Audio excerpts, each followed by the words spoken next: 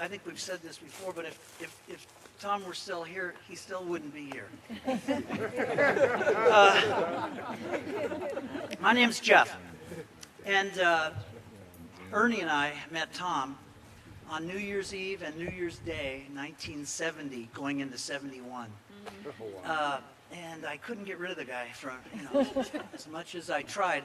I happened to find myself in Europe in 72, and I was in a United Nations conference at the human environment, kind of like the first Earth, Earth thing.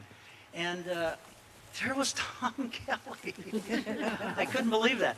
And then, so I got rid of him and I went to Amsterdam. And it was hard to shake him because I always had the good hash. And I got to Amsterdam, and damn, there he is again. So when he wasn't watching, I got on a bus, and I drove for 22 days to Kabul, Afghanistan. And I was there a couple of months, and walking through the hash fields and going to the blown-up Buddha thing, and just, Afghanistan. The Muslims loved us back then at that period. God damn, there's Tom again.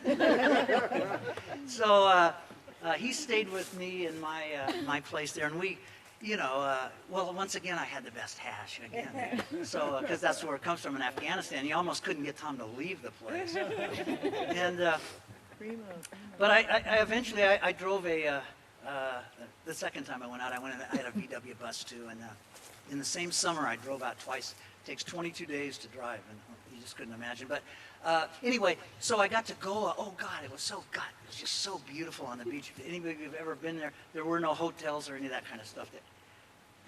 And how I met Tom was, well, we had a bunch of hog farmers there, and we had 200 kilos of hash, and we were making false bottom suitcases and sending pretty girls back to America, and they'd come back with suitcases of money for us. And one day we were having a meeting, and one of these guys, he jumps up, he says, there's somebody outside. I don't know who it is. And you're kind of paranoid when you have a couple hundred kilos, even in India. And we're really paranoid because there's this real strange guy out there. And so somebody said, let's kill him. What?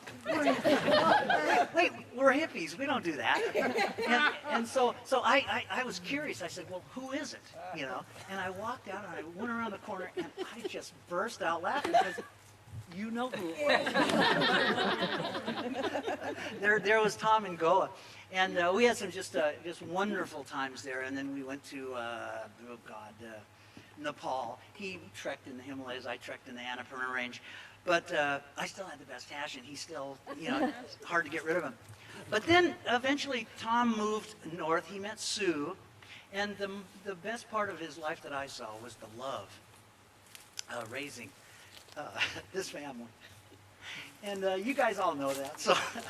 So it was just so beautiful because first it was those two together, and then one by one the kids came, and my God, what a great their house on Seaview Road, and there are great houses everywhere, and as you can see, the bracelets.